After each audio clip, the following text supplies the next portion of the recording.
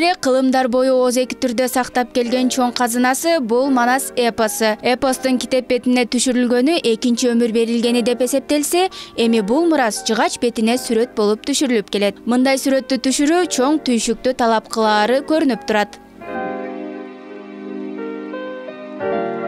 Ну, сначала это рисуется, рисунок делается на бумаге. Алгач сүрөт кагазга тартылат, андан соң тактайга түшүрүлөт. Тактайды майда бөлүктөргө бөлгөн соң аны ирети менен чогултабыз. Бир сүрөт 1 айдын аралыгында даяр болот. Тактайлар талдан, жаңгактан жана башка ар түрдүү бактардан жасалат. Бул сүрөттөргө чет элдиктер да көп кызыгышат. Рисунок распиливали полинейно все.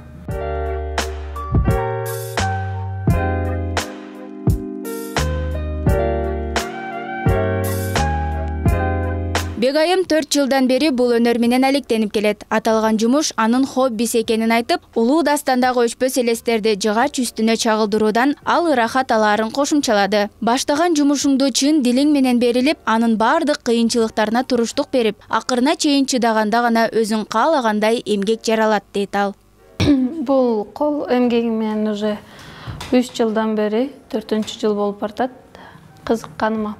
Башында 4-курсту аяктап калганда биздин мугалимибиз алып келген. Ушул агайга, анан бул агай көрсөтүп, башта кичинекей сүрөттөн баштап, анан кийинчерээк уже кызыккандан кийин чоң сүрөттөргө өткөнбүз да.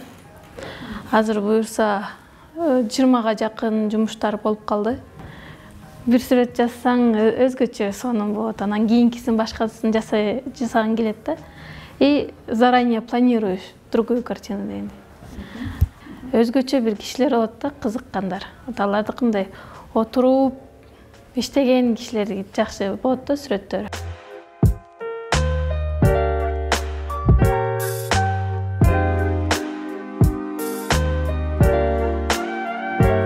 Жыгач бетине түшүрүлгөн сүрөттөр аркылуу көчмөн кыргыз калкынын Манас атабыздан бери колдонулуп келе жаткан боз үйү, үй буюмдары менен таанышууга болот. Мына ушундай чыгармачыл адамдардын жасаган жумуштары кыргыз элинин таланттарга бай экендигин дагы бир ирет тастыктап турат.